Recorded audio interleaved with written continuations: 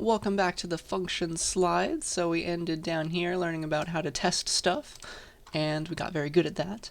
And now let's talk more about function things, kind of about how the functions are calling themselves and knowing where to return back to. This is a concept called the stack. This is also sometimes called the call stack or the runtime stack. You'll hear me say all those words interchangeably. But we're going to learn about this thing called the stack now, and it's going to answer these questions. Like, what in the world is C++ doing when I make a function call? Like, how does it know to return back to the next line after I called the function? Like, how can it remember that? The answer is the stack. Like when I call main, or when main calls the square function, for example, from last time. How in the world does square know to go back to main once it's done? How did it remember that? And the stack will do this for us. So let me show you, I'll draw a diagram of an example function execution, and I'll show you what is being saved on this thing called the stack. So every time you call a function, we say that that function call is pushed onto the stack, like somebody's putting a new dish on top of a stack of dishes or something like that. But the correct terminology for some reason is pushed, all right? And this thing called the stack is where the functions save who to return back to.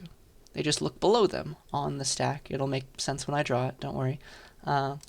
Every time you make a new stack frame, we say that when a function gets called, that makes space for all of its local variables. That's how it knows what belongs to it. And then when functions return, they get removed from this thing called the stack, and we use the terminology popped. So things are pushed onto the stack and things are popped off the stack. All right? So here is an example of a main function calling a sum function, and then the sum function calling the square function, and then the sum function returning. Okay? All this stuff is gonna make more sense when I draw this. So at the beginning, no functions are run, right? When our program begins, no functions are being run right now. And it's like the terminal that calls main, right? And so here is a stack diagram showing that main is being called. So here's the stack right now. Here's a picture of this thing called the stack, and this is main's stack frame, we say. We just pushed main onto the stack because it was called. And then maybe main has some local variables, actually. Every function has its own memory for its local variables, and that's part of its piece of the stack. And so maybe main has an x variable, and an a variable, and a b variable. All that space is being saved inside of its little stack box, all right? And then main makes a function call. Main calls sum, and this is what happens on the stack when that happens. We add a new thing on the stack. We push this call to sum onto the stack. Okay? And maybe sum has its own variables. Maybe they're also called a and b. They're separate from main's a and b. These belong to sum. Do you see that? It's kind of nice. That's how we're going to model functions being called. And then sum calls square, and this is what happens. We push square onto the stack. And so we know we're running square. Okay? Maybe square has an x variable, something like that. And so square is doing its work, and once it is finished and has something to return, it pops itself off the stack. And so this goes away.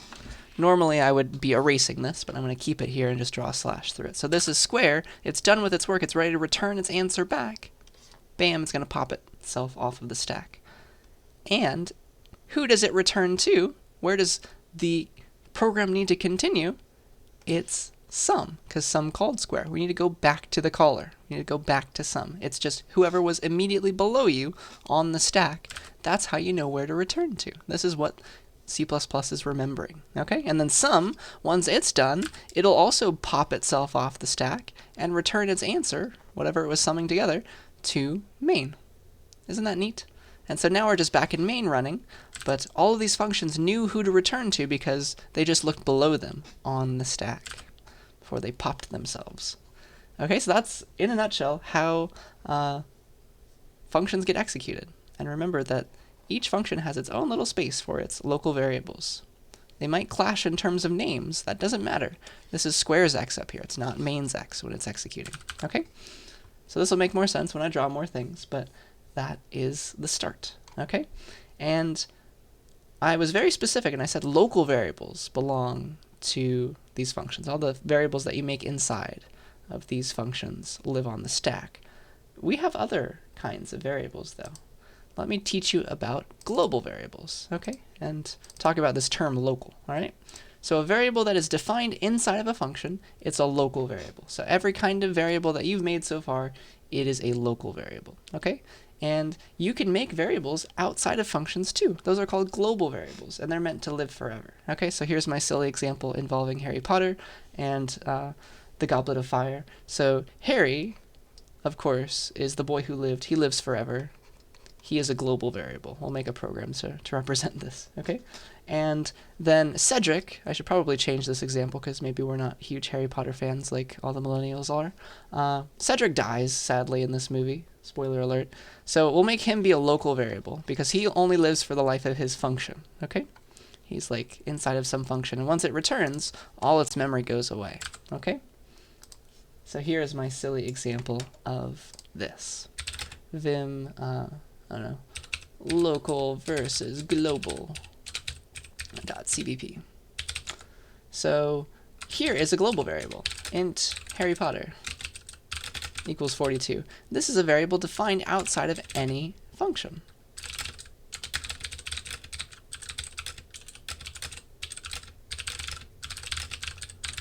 It's accessible everywhere. It lives for the life of the program. Like I could be cout Harry Potter down here. I can add 1 to Harry Potter. Not a problem. Cout it again, or let's just output 43 or something. And that's all well and good. We can also have local variables, right? Any variable that I make inside of a function is a local variable. So let's have Goblet of Fire, because that's the name of the book / movie where all this sad stuff to Cedric takes place. So let's make a local variable in Cedric. And he can be, I don't know, the number 8. He is a local variable. It only lives for the life of the function. So once Goblet of Fire returns, Cedric is no more, okay? I can do cool stuff with him. Cedric, he exists. Cedric ++, I can output him. That's all well and good. And I can also reference Harry Potter, because he lives outside of any function. He exists everywhere. Here's Harry Potter. Things like that. So here's me calling Goblet of Fire before any of this stuff down here happens. Okay? And then the last thing I can try to do is like Cedric, let's print him out down here. This won't work because he doesn't exist in this function.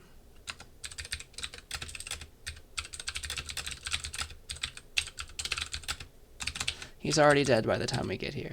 Okay?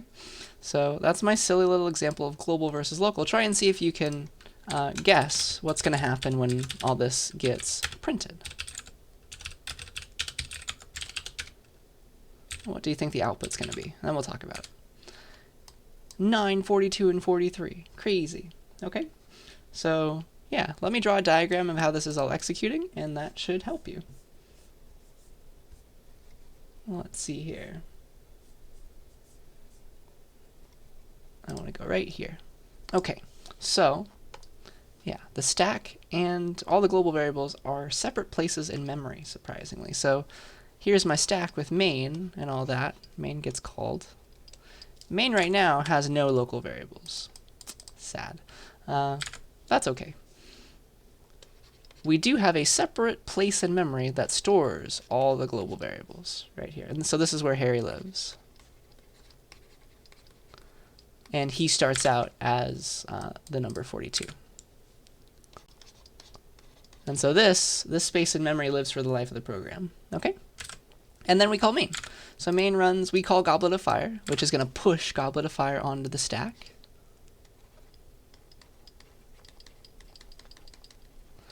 And it makes space for all of its memory that it needs. It has a local variable called Cedric,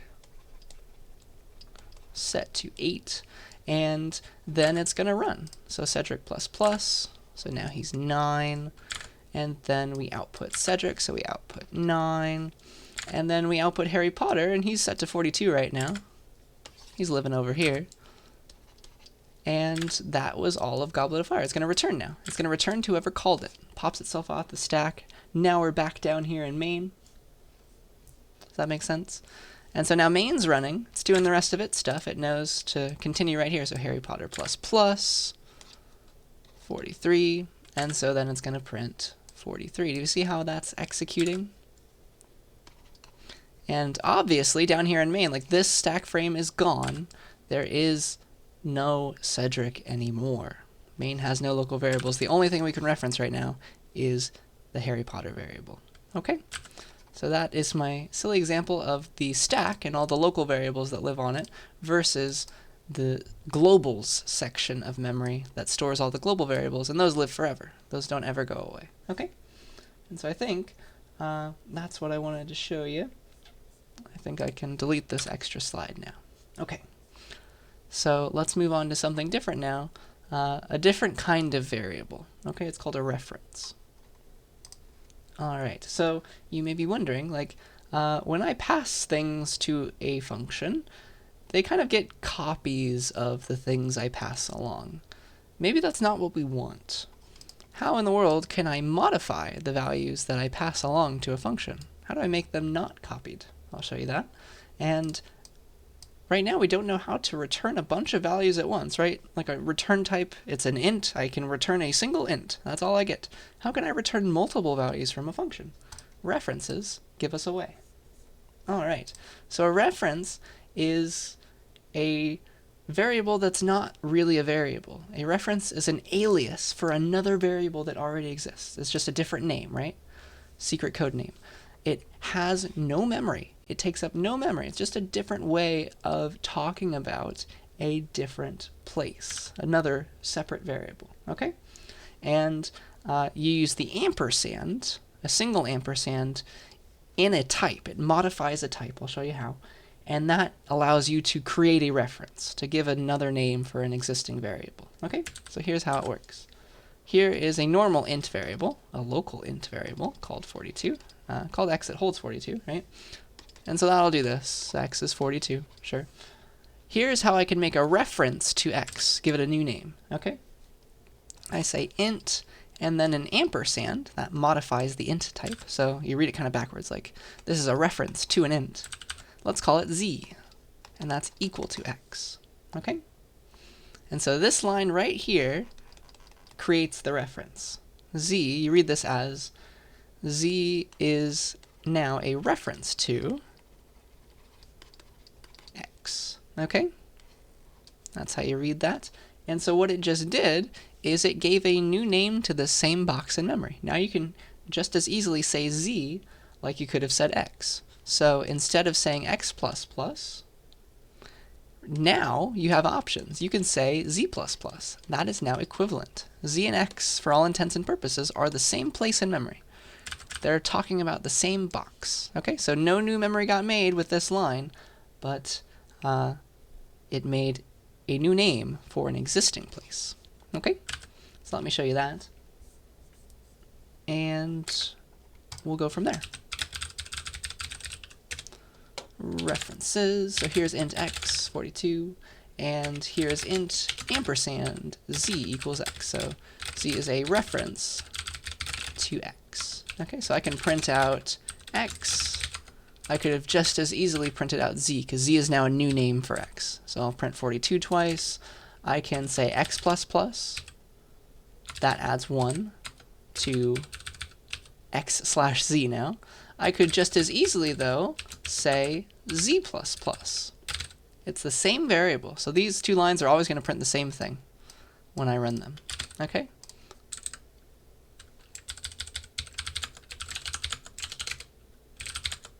Yay. So 42, 42, because they're the same.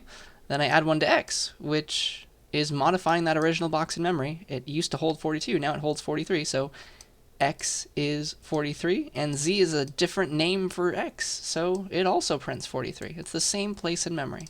Then z++ again makes x and z 44, because they're the same box. No difference. Isn't that crazy? Z is a reference to x. It's another name for x. So wherever you used x, you could have used z, and vice versa with a reference. Okay, that's kind of cool. Have a different name for the same thing. And that ampersand is allowed to appear anywhere. C++ does not care about white space, like I told you on the first day. You can put that ampersand between the variables with a space. You can have it closer to the variable than the type. It doesn't matter. This all means the same thing. Okay? So put your ampersand where you want. Because it modifies the type, I'll try to keep it next to the type. Okay? That will be the style that I use. And so here is like an example of kind of what we were doing here. So let's do a similar example, yet slightly different. Let's set a y variable to 42 this time. So here is y set to 42. And let me show you kind of what was going on here in a diagram form. So just with different names. So then we come along, we use y for a while. Let's give a different name to y. Int reference x this time equals y, which is going to make x a reference to y, a different name for that same box. And so now I can say y++. That'll make 43 here. I could also say x++. That'll make it 44 because it's just a different name for the same box. And so now if I print either one, cout x, that's going to print 44, cout y, that's going to print 44. I hope you see that. Okay? It's just a different name for the same place in memory, which is weird. Why would you want that, you may ask? It allows us to do cool stuff when there is a reference as a parameter of a function. Okay? And to get there, I have to talk about like what happens when we pass values along to a function as arguments. Okay? How do the arguments get set into those parameter variables? Okay? So my silly idea is, let's think about it as like there is a space, let's call it an interfunction dreamland, between the function calls, between like main is calling square or something, in between those two functions where the parameters are getting initialized to the arguments. Okay? And I'll show you exactly what I'm talking about here with some examples. Let's make an increment function using something called call by value. This is normal parameter passing that we know about. It's called call by value. And this means that copies are getting made. So let me show you this right now.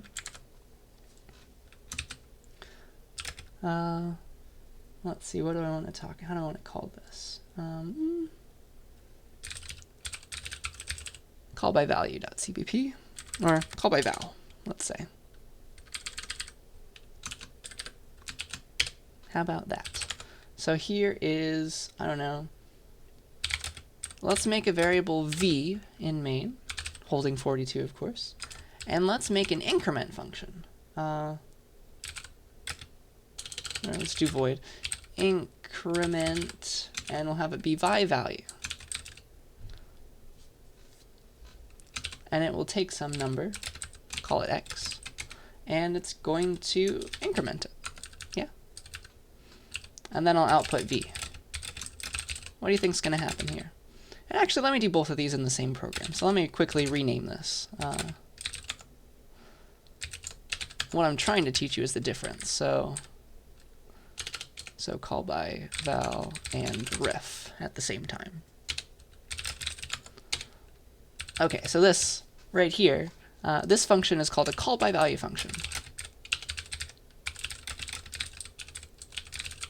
Okay, x is just a normal int. All right, it's a new place in memory, holding x. It's a local variable. All parameters are local variables to the function.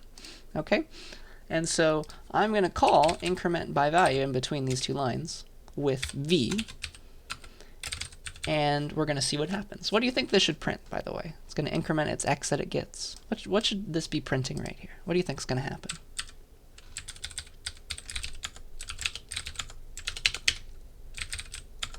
Drumroll, please. It's still 42. What?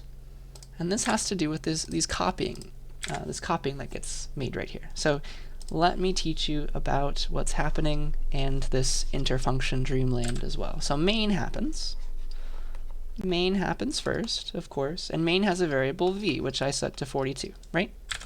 Then I call increment by val, which I will shorten to inc by val or something. Yes? And it has an x variable, right? That's a local variable to inc by val. It's a parameter. That is a local variable to every function. They're parameters. And what I'm talking about here is x is getting set. This parameter is getting set to what we pass. It's getting set to v in a secret place, a hidden place where x and v are both alive at the same time. Normally, you can't talk about v when you're inside this function, and you can't talk about x when you're inside this function. Those are two separate places, two separate scopes, right? But there is, for a split second in between these function calls, right as it's getting pushed, somebody's executing this line. Somebody's making x and setting it to v. Okay? These are both alive at the same time in our interfunction rainbow dreamland. Okay? That's how the parameters are getting initialized to their arguments, and so v is 42, and so I'm setting into x the value 42. Okay? That's what happens. That's how it gets set. And now you can see why this v doesn't change, because x was a copy. This is called call by value.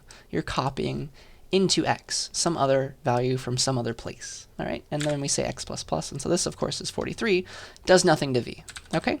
Let me write that where it's visible. So that is call by value. This x is a new place in memory. It's getting a copy of whatever we're passing along, and somebody's running this kind of line. Okay? That's how the parameters are getting set to the arguments. Okay? So that's call by value. Let me show you call by reference now. The same function, but I'm going to change the type. Instead of increment by val, I'll call it increment by ref, and I'll say int ampersand x. It's a call by reference function now.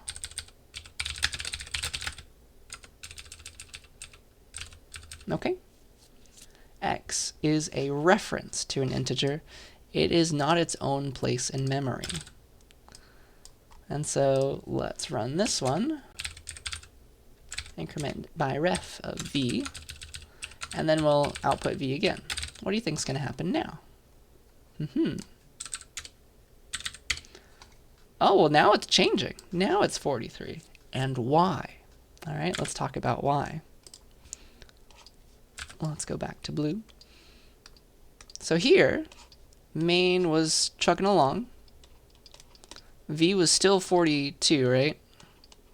Because that first call didn't change anything. And then main makes this call. Main calls increment by ref with v.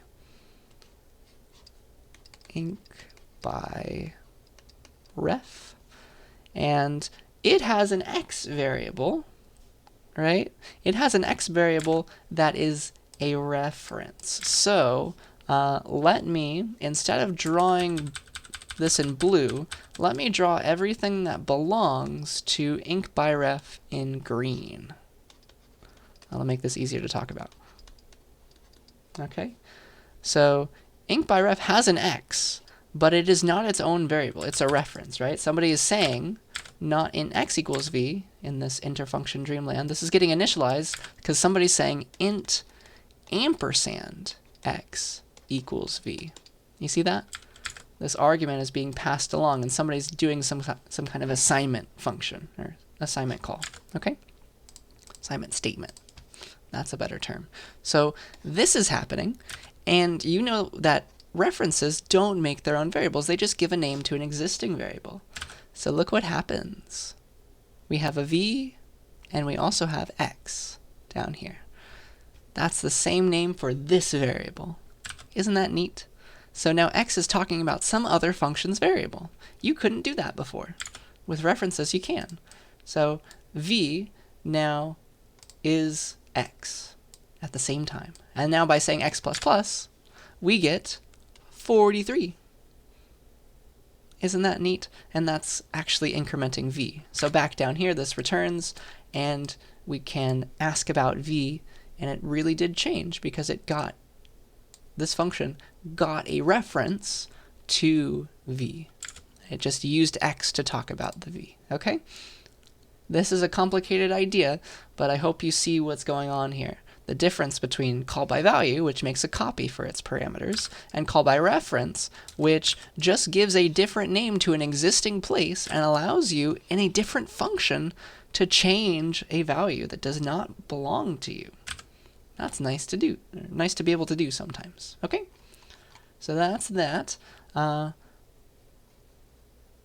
is call by reference. All right, and the reason we care about this, like, one, it's nice to be able to do this kind of changing, but references, because they take up no memory of their own, they save memory, right? Let's pretend that we had a huge, like a million-sized vector, and we wanted to pass that to a function to work with it, right? If we used call by value, that means we would copy this entire vector to somebody else, to the person we're calling the function on. And with a giant vector, that's going to take up a lot of space. It takes time for the computer to copy all that memory. It's a lot of work to do. But if you, instead of passing along a vector of ints, passed along a vector int reference, that means you didn't copy anything. You just gave a different name to the original vector. And that saves a lot of memory. So as often as you can, I encourage you to use a reference when you're making your parameters for your functions that you write. Okay? That will save memory in the long run, which makes things faster. Okay? So now that I've taught you about references, you might be thoroughly confused. Let me just take a second to pause and have you try and see if you can figure out what's going to happen when all of these lines get executed. Okay? See if you're on the same page as regarding references. Okay? See if we can understand what all this code is supposed to do. How does it give new names to different variables? Okay? So think about this, and then we'll come back and talk about it. All right, so let me try and draw this as it works. Let's go through each line. Int x equals 42. This is just a normal int variable that's getting made, right? So x, 42, that's fine. Int ampersand y equals x. So y is a reference to x. Bam. It's a new name for that same variable. Does that make sense? Then int z equals y. This is, again, not a reference. It's a brand new int variable. See that? Z holding the same value as y, which is 42. You see that? And then we have int ampersand p equals z. So that is a reference. P is a reference to z. It's a new name for z. And then finally, int ampersand q equals y. So we're making a reference called q to give a new name to the variable y. So that's what's happening there. Okay, does that make sense? That is option C. Do we see that? I hope that makes sense. And one way, if you're like very confused about like which variables are the same right now, one way to always do this right and to be able to check easily is to, okay, I have 5 different names. Let me set them all to different things, like set x to 43, set y to 44, and z to 45, and so on. If you do this, and then print out the values of the variables, the ones that are the same will be the ones that hold the same, that are references to the same box. So that's a way of figuring out the answer if you're not so sure about how all these lines are executing. Okay? But hopefully this has helped you to do it in your head. Okay? So that is all that I want to say for now about references. A very powerful topic, though, giving a new name for an existing variable. And usually we don't do this inside of the same function. We usually use references in parameters. Okay, that lets us get the value of somebody else's variable. Okay, well, let's see how we're doing on time here. Not too bad. And yeah, the last main section of today is multiple files. Okay, before I give a longer example, let's talk about how to make a library, kind of. Because I think now that I've taught you how to make functions, it's not the main function that is getting huge anymore. It's just the file that we're writing is getting huge because it has so many functions in it. Wouldn't it be nice to be able to separate the programs that we're writing into little logical chunks of some functions in this file, some functions in this file, and some functions in this file. We can kind of import all of these into this one or something. That's where our main function is, things like that. That's what we'd like to be able to do. And here is how. We can make multiple files to hold different things and include them. It's all going to be wonderful. So let's learn how to make our own libraries. Files that we can include in other files. Isn't that cool? It's time. So I have to teach you about a different kind of file, a non-CPP file, and that's called a header file. Okay? To make a header file, you put the declarations of all the things in your library. So header files end in .h instead of .cpp. Other people like to use .hpp or .hxx as well, but in this class I will use .h. Okay? So a header file looks like this. Like here's a library called foo.h. And what you put here is the declaration of all the functions in your library. So the declarations of functions go here. And this is all the user needs to know to use the functions in your library, right? They just need to know, like, okay, here's the name, here's what it returns, and here's what it needs. Implementation unnecessary. So that's why we separate these things. So that's a header file. And then the implementation file, the place where you implement those functions that you talked about in the header file, that's the CPP file, okay? Implementation files have the same name, but end with .cpp or .cc or .C, .cxx. There's plenty of different options. .cpp is the one I'll use in this class, the one that we've been using, okay? So this is like the implementation of foo. This is like the implementation of bar. So for a .cpp file, notice that these names correspond as well. The functions defined in the .h file are implemented here in the .cpp file.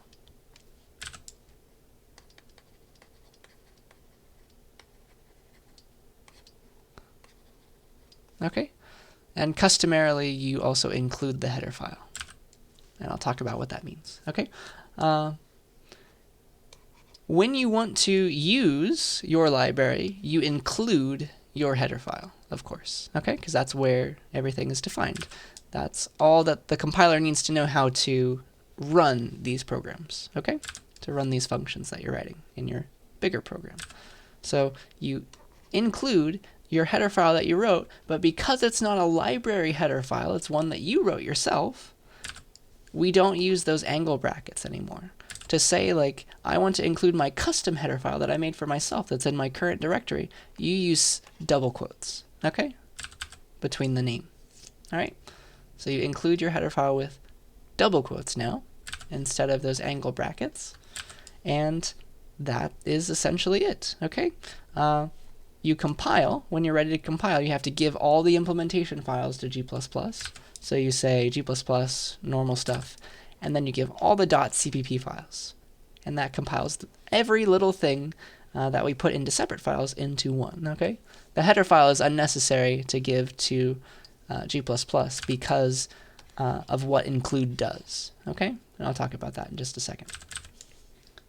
But this is the style, okay? I'm going to make a foo library. These are the two functions in it. Here is me implementing those functions in the corresponding implementation file.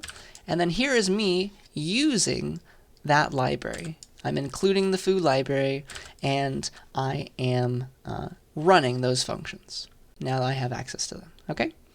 It's customary to also include the header file in the CPP file. Okay? So that's kind of the style, and let me give you an example. Let's convert something we already did. Let's convert our sum of squares functionality into a library. Okay? And so let's go back to that. Let me copy that.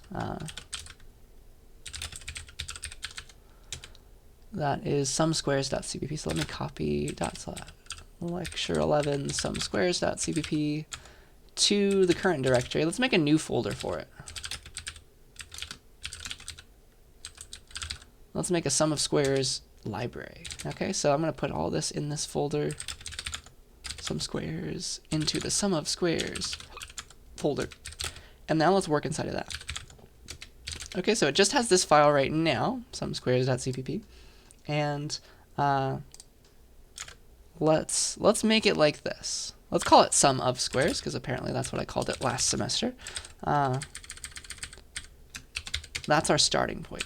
No, sorry, move sum squares into that file. All right, here we go. So here is our big long file that has so many different pieces. It has the declarations of all those functions that we're going to use. These are going to be our library functions, our sum of squares library functions. Then we have a main function that uses our little library functions, and then we have our implementations of all those library functions. So do you see how kind of naturally this is going to be extracted into a header file, an implementation file, and then a file that uses our library? Yeah. So I'll make these 3 files. So the main.cpp file will hold just our main function and have it use our library. And then the sum of squares.h will hold the declarations, right? Holds the declarations of all the things. Of the sum function, of the square function, every little thing we need. And then sum of squares.cpp will hold the implementations of all those things in the header file.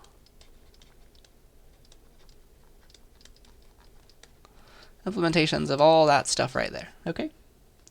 So that is the style, and let me make it for you. So I need a header file, sum of squares.h, bam, and that's where I'm going to put all these declarations. There we go. That's the header file, that's the CPP file, and so now I want a main.cpp file that uses this.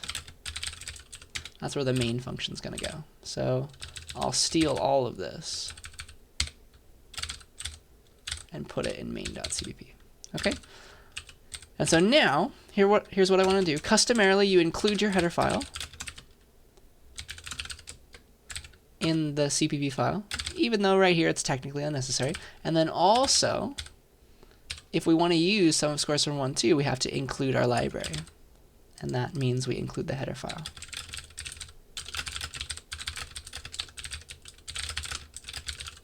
Okay, and so now I have 3 separate files. I have main.cpp that holds the main function and the use of my library function.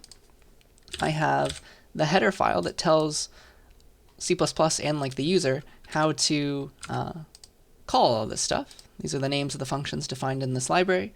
And then sum of squares.cpp holds all the implementations of those things. Okay, and this is really it. This is all we need to make a final program. And the way to compile it is like this. We say compile with all the .cpp files at once. All you need are the implementation files. You say g++ standard equals C++17, main.cpp, that's an implementation file, and then sum of squares.cpp, that's another implementation file. And then call it whatever you want. Let's call it main or something.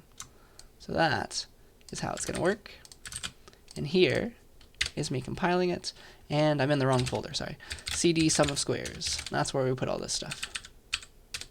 Yay, and so it compiled all those things, those 2 implementation files, into a file called main that held exactly what we wanted. It used our library. Isn't that nice? So we just made a library and used the library, and now our main file with the main function is nice and small. We didn't need the implementation of things. We didn't need the declarations of things. That went in a bunch of different places. And so it makes it easier for us as humans to like keep all of these ideas in our head at once. Okay? Because all these logically different things went in different places. All right. So now it's time for me to teach you about what this include means. Really, deep down, when you say $ include and then the name of a file, this is secretly the name of a file somewhere, by the way. IOStream is just a special library file. It's a header file as well.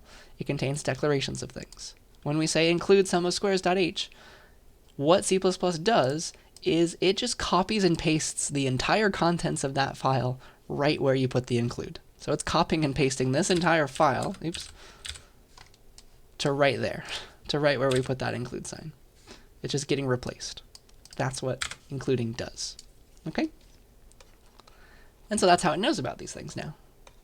Because it's like we typed those declarations up there.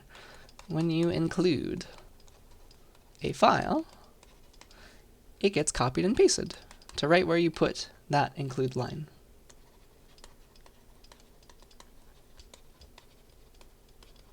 Isn't that weird? But that's how that works. And this can actually run you into trouble, though, because you can get into an infinite loop of inclusion, sadly. And there's a way to solve it. It's called using header file guards, and we'll talk about that. So let me show you the problem. You might think that this will never happen to you, but it is possible. So let me show you the easiest way of making this issue happen. So like include sum of squares.h inside of sum of squares.h. Okay? You see that? See what I'm doing? You might think, like, I would never do this, but there's ways to subtly have this happen without actually saying include the name of my current file. Okay? But what's going to happen here, of course, is it's going to replace this line with the contents of this entire file. So this all over again, which will again have another line that says include sum of squares. And so it will repeatedly be replacing itself with itself until the end of time. Okay? And so let me show you that happening. Boop. And so it's like, I'm including myself so many times. Include nested too deeply. These lines go up forever. Include nested too deeply there. I'm so unhappy. Scrolling up. And so it tried, and it didn't work. So this is a problem you can run into. It happens. And there's a way to make it so that this doesn't even cause a problem. It's called a header file guard. All right? This is what you put on every side of your header file. You start your header file with these two lines, and you end it with an endif. We do like a compiler level if statement. Ask me in office hours more about this. I'd be happy to explain it. But this is just one of those things I'm going to force you to memorize right now because it's very useful. Okay? You say if endef, if not defined, that's what it stands for, and then you give the name of something, usually the name of your file all caps with the dot replaced with an underscore. So if this fancy variable is not defined to the compiler, let me define it to be blank. And then you give your file the normal stuff, all your declarations, and then you say endif. It's like the closing brace of this compiler level if statement. This will create a special little variable that it checks before it replaces the contents of the file. If that variable already exists, that means we've already included the file once. We don't have to do it again. All right? So this is how you do it. You put all these things. Whee. And then here is where you put your file. So if this is sum of squares h is not defined, define it, and then endif at the end. Okay? And so here's the rest of the file. And now this is no longer a problem, because this is going to guard against me infinitely including it. Okay? So I'd be happy to explain more about this, but this is as much as you need to know right now. Okay? It compiles, it still works. It doesn't even care that I'm including myself. And so that's just a standard thing that you do in a header file, and you'll see this in every lab from now on. So this is why I'm teaching it to you now. Okay? So yeah, what it's doing is it's making a special compile time variable that keeps track of whether or not that header file has already been included, and so it won't do it a second time. Okay? So that's just a weird thing that I want to teach you about now, and that leads us to the last thing that I want to talk about. Okay? So I'm going to bring together a lot of the stuff that we've been talking about. Let me double check the time. And we're going to make a counter library, file, program. It's going to bring together a lot of this stuff. Okay, so a counter is like something that just has a button. You press it and it adds one to its current count. I know that's very exciting, but we're going to make a program that models one of those little counters, one of those things. Okay? And this is going to help us get practice with functions, multiple files. It's going to be great. Okay? So let's plan it out. So what we want is to be able to model this little counter thing. Okay? It'll have a little button. We press it. It increases its count. And so we're going to need to keep track of what that counter is displaying. Like what is the count that it has on its little display that it's set to. Okay? So we're going to need a count variable to keep track of our counter's count.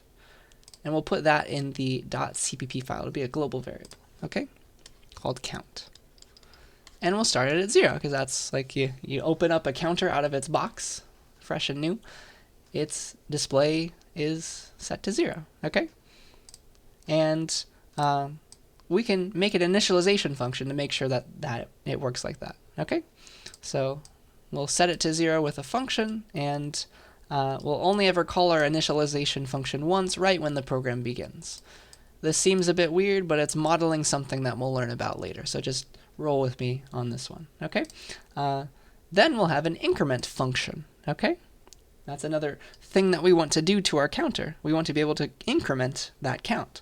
So we'll make an increment function that increments that global count variable by 1, okay? We can also have a decrement function that also works. Maybe we have 2 buttons on our counter, right? Then we can have a reset button that quickly resets the count to 0. We'll make a separate function for that, even though init will also work. And then finally, we want to read the value of our counter and give it to the user who's like looking at it, like they pressed the button a few times. They're counting how many times they did something. Let's make a getCount function to give back the current count, so that the user doesn't need to care about whether or not this global variable is called count or like underscore count 42. Does not matter. Okay? And our count function, our increment function will increment the count, and our decrement function will bring it down, and our getCount function will give it back to the person who's asking for it. Okay? So that's our library. I hope that makes sense. So our library's header file will, of course, hold the declarations of all the things that I want to do to my counter. I want to be able to initialize it, increment it, decrement it, reset it, and get that count back. Okay? So, yeah, give that a try. Let's figure out what we need to do here. So let's make a counter function, or a counter folder, sorry. So I'll make a new function, new folder, excuse me, called counter. I got functions on the brain. Let's go into it. That'll hold our library and our file that uses the library. So now we're inside of that. Let's make a counter.h file, and we're going to have our header file guards with if and def, define and diff. Here are all the functions that we want our counter to have. Oop. Let's try this. There we go. These are all the things that we want to be able to do, and these are all mostly void functions, so let's keep it like that for now. Init counters void just does something to the count, same with incdec and reset, and then getCount needs to give back the value of the counter, so it will have a int return type. Okay? So let's implement this. Let us make a counter.cpp file and go and implement all these functions. Customarily, you include the name of your header, counter.h. Don't really need to here, because all those declarations were in order. I don't think we're going to call any of the other functions inside of the others. So here's where we put our implementations, and also the global variable that holds our count. So we'll put that here too.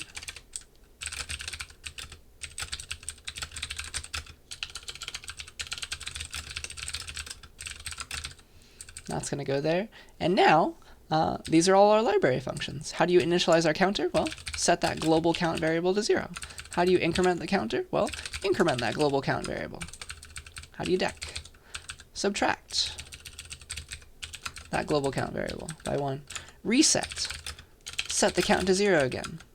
Technically, reset and init are the same, but we're only going to call init once. That's the point of it.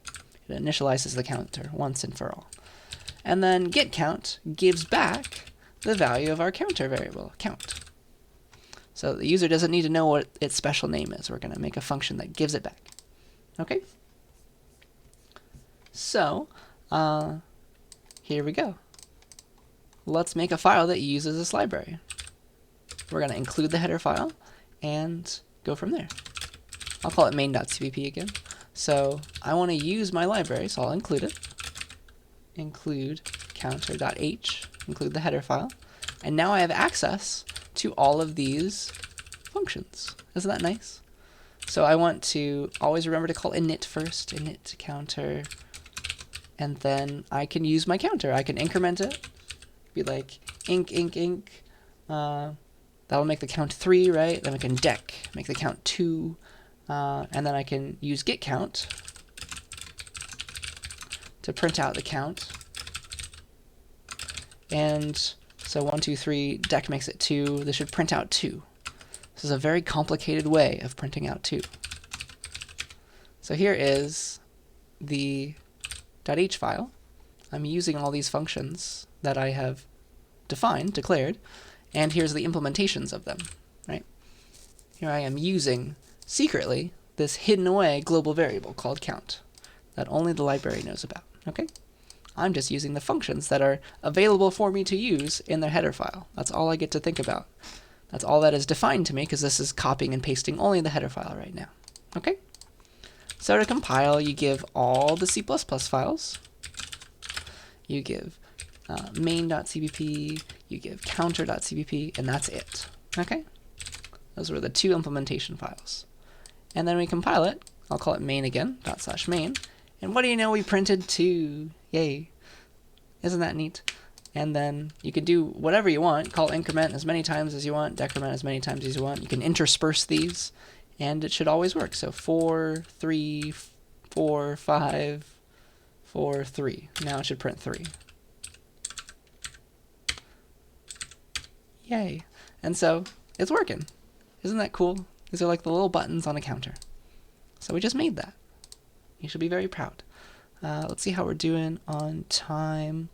There seems to be slightly enough. You can stop the video right now if you'd like, but let me try and show you this. Let's write a test for our counter library. Let's bring all this together, including our testing knowledge. Let's use assert true to test that, like running init counter inc dec and then get count in that order gives back 2. Like our counter's really working. Yeah? That could be a test. Let's do that. And in order to do that, I'm going to need a assert true function. We'll get that from last time. Oh, darn. Oh, it was factorial where we worked on that, wasn't it? There it is. Assert true.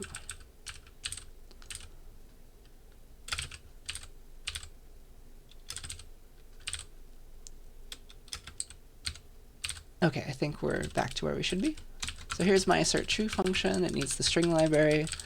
And so now instead of all this, let's make a test. I'll call it, I don't know, test counter. And, well, what do I want to do? I want to initialize my counter. I want to call inc a bunch of times, call dec just once, I think. And then I want to assert true that get count, getting the count right now, oops, get count is equal to exactly 2, right? This will be my counter test. And so, I don't know, we could run just the test down here.